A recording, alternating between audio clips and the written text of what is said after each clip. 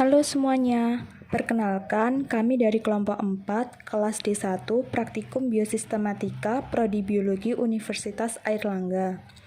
Pada video kali ini, kami akan menjelaskan tentang analisis fenetik dan filogeni tumbuhan. Video ini dibuat untuk memenuhi tugas mata kuliah Praktikum Biosistematika Universitas Airlangga. Sebelumnya, perkenalkan anggota kelompok kami. Pertama, saya sendiri, Erisa Miftahul Janah, dengan NIM terakhir 066. Kedua, Yoga Aji Setiadin dengan NIM terakhir 067. Ketiga, Rosida dengan NIM terakhir 070. Keempat, Fairuzia Priska Cahya Sukmawibawa dengan NIM terakhir 074. Dan terakhir, Adristi Azaria Rafida dengan NIM terakhir 077. Dalam video kali ini akan dijelaskan mengenai pembuatan fenogram, kladogram, dan pohon filogeni. Adapun langkahnya meliputi pembuatan tabel karakter, pembuatan tabel perbedaan dan penyusunan fenogram, pembuatan tabel apomorfi dan penyusunan kladogram, lalu perhitungan deskripsi statistik, dan terakhir adalah kalibrasi serta penyusunan pohon filogeni. Selanjutnya adalah spesies yang digunakan. Terdapat 11 spesies yang digunakan, yaitu Volvox aureus sebagai takson tamu. Selanjutnya dari kelas Hepaticophyta diwakili oleh Marchantia geminata, Bryophyta oleh Sphagnum sp, Pteridophyta oleh Marcella crenata, Gymnospermae ordo 1 oleh Cycas rumpi, Gymnospermae ordo 2 oleh Genentum genemon, Magniliopsida ordo 1 oleh Helianthus annuus, Magnoliopsida ordo 2 oleh Caesalpinia fulcerrima,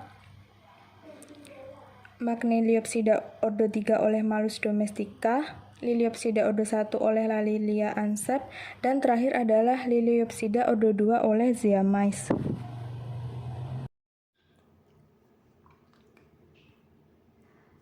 Tabel karakteristik. Tabel karakteristik dibuat dengan menggunakan 18 karakter. Terdapat karakter yang plesiomorfi diberikan nilai 0. Dan apabila semakin tinggi nilainya, itu menandakan taksonnya semakin modern. Terdapat 18 karakter pembeda. Yang pertama yaitu struktur tubuh, kedua diferensi jaringan, ketiga penyusun tubuh, keempat jaringan pengangkut, kelima alat pelekat, keenam bentuk alat pelekat, ketujuh stadium yang dominan, 8 tubuh tumbuhan, ke-9 alat penyebaran, 10 organ pengambil nutrisi, 11 organ reproduksi, 12 daun sesungguhnya, 13 jenis daun, 15 kotiledon, 16 tipe daun, 17 zigot, dan 18 fertilisasi. Sebagai contohnya terdapat pada karakter nomor 18, yaitu pada takson T. Volvox memiliki nilai 0 karena tidak ada fertilisasi. Sedangkan pada takson J. Zeamys memiliki nilai 2 yang berarti memiliki fertilisasi ganda. Dari tabel tersebut dapat dikatakan bahwa takson A lebih plesiomorfi. Tabel perbedaan karakter tumbuhan. Tabel perbedaan karakter dapat ditentukan berdasarkan perbedaan antara takson yang dapat dilihat dari tabel karakteristik. Contohnya yaitu takson I dan J. Perbedaan terletak pada karakter nomor 18 yaitu fertilisasi.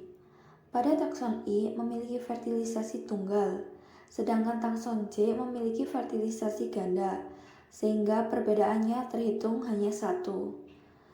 Kemudian untuk perbedaan takson yang lain sama seperti takson I dan J, hingga tabel perbedaan karakter terpenuhi.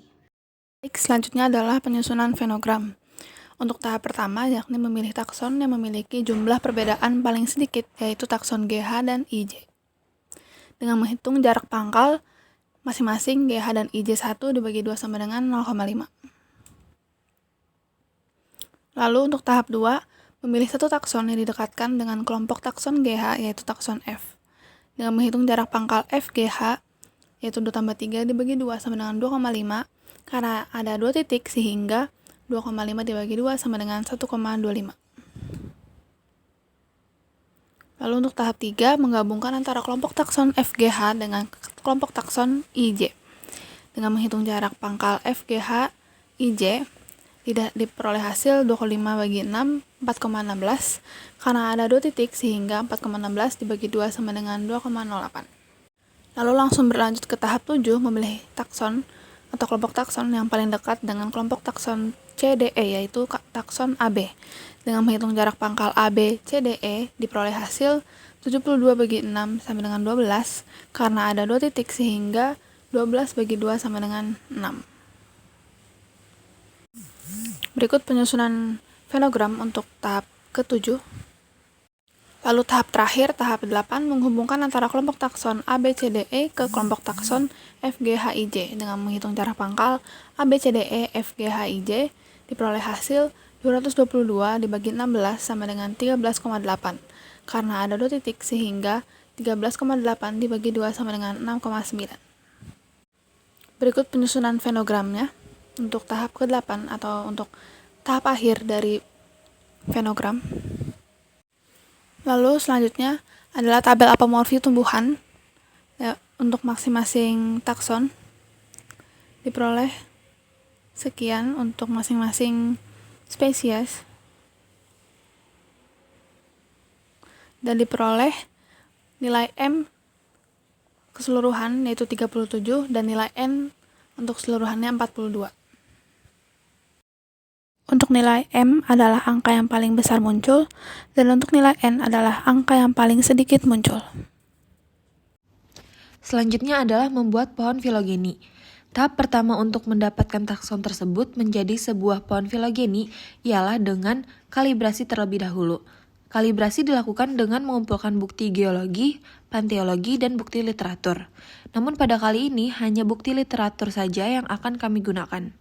Dalam tabel kalibrasi dapat dilihat takson T yaitu Volvox aureus adalah yang paling plesiomorfi, muncul pada tahun 1400 juta tahun yang lalu. Sedangkan takson G, Caesalpinia pulcherrima adalah yang paling apomorfi, mulai muncul pada 2500 tahun yang lalu. Selanjutnya, data dari tabel kalibrasi digunakan untuk membuat pohon filogeni.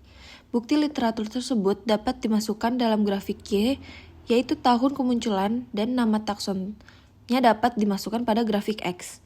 Takson paling tua akan menempati urutan paling bawah, dan takson paling muda atau paling baru ditemukan menempati urutan paling atas.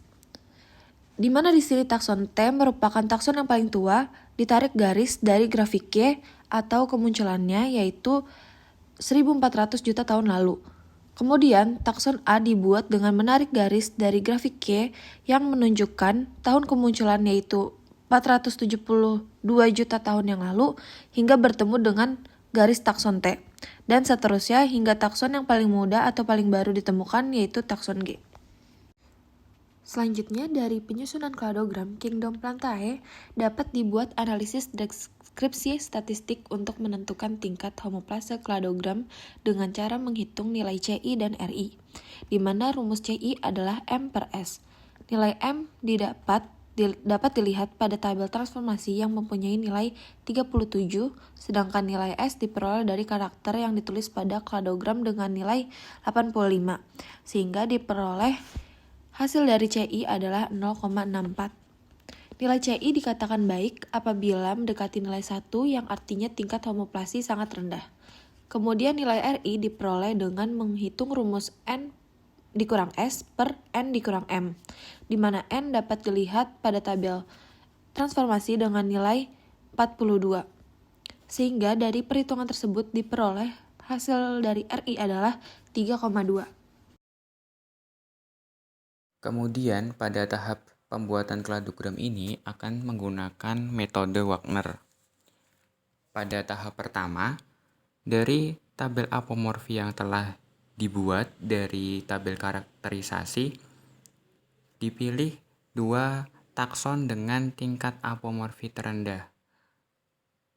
pada takson ini terpilih takson tamu dan takson A yang memiliki tingkat apomorfi terendah, kemudian dihubungkan dengan perbedaan kedua takson tersebut sebesar 8. Selanjutnya, pada tahap kedua, kita akan menggabungkan takson B. Apakah takson B itu tergabung ke takson tamu atau ke takson A? Sebelumnya, kita cari terlebih dahulu perbedaan dari takson B terhadap takson tamu dan takson A. Hasil yang didapatkan, perbedaan terendah, yaitu tingkat apomorfi yang terendah, yaitu takson B terhadap takson A, sebesar 6 perbedaan. Sehingga takson B ditarik ke takson A. Selanjutnya, pada tahap ketiga, kita akan menghubungkan takson C apakah masuk ke takson A atau takson B. Nah, sebelum itu, tahapannya sama seperti tahapan sebelumnya, yaitu mencari tingkat apomorfi terendah.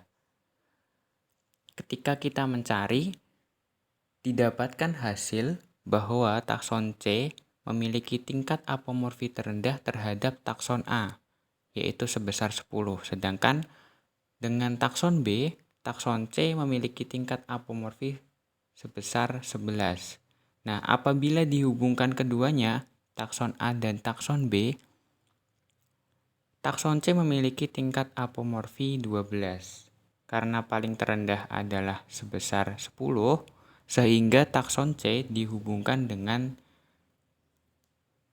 takson A.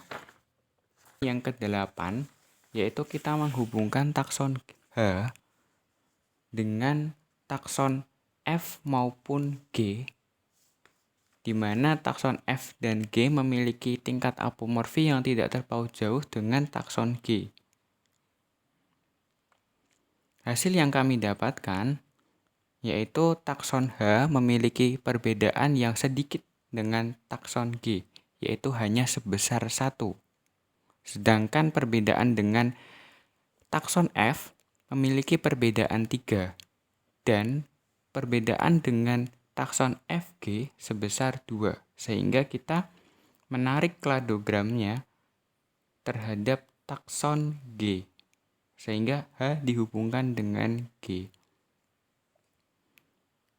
Selanjutnya, untuk step yang ke-9, tahapan yang ke-9, yaitu kita menghubungkan takson I, di mana takson I kita cari perbedaannya dengan takson G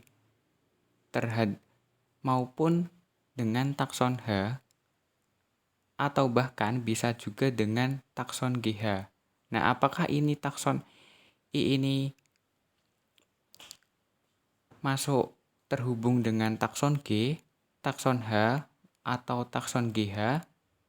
Hasil perbedaan yang kita dapatkan, takson I terhadap takson G memiliki perbedaan sebesar 5. Takson I terhadap takson H memiliki perbedaan sebesar 6. Dan takson I terhadap takson GH sebesar 5. Di sini ada 2 hasil yang didapatkan, yaitu sama dengan hasil 5, yaitu sama-sama kecil perbedaannya.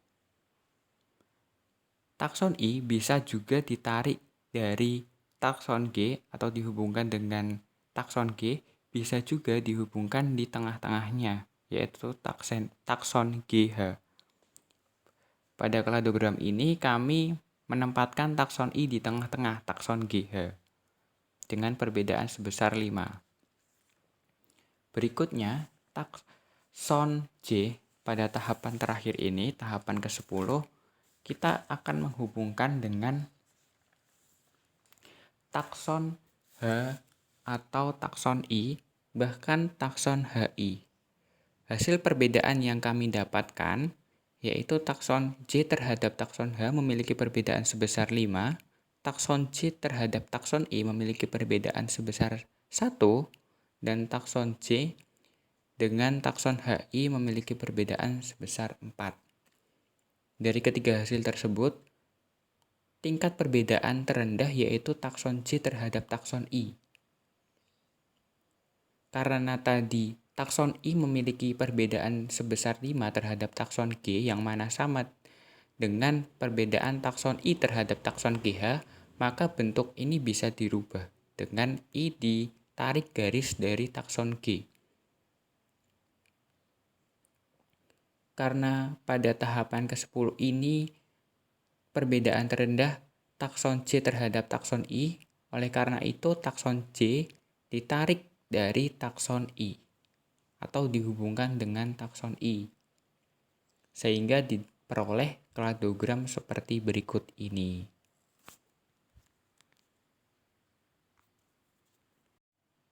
Berikut adalah kontribusi dari setiap anggota kelompok kami. Berikut merupakan sumber acuan atau referensi yang kami peroleh dan kami susun dalam daftar pustaka. Baik, sekian untuk pemaparan hasil kerja kelompok kami. Mohon maaf apabila ada salah kata dalam pemaparan materinya. Atas perhatian waktunya kami ucapkan terima kasih.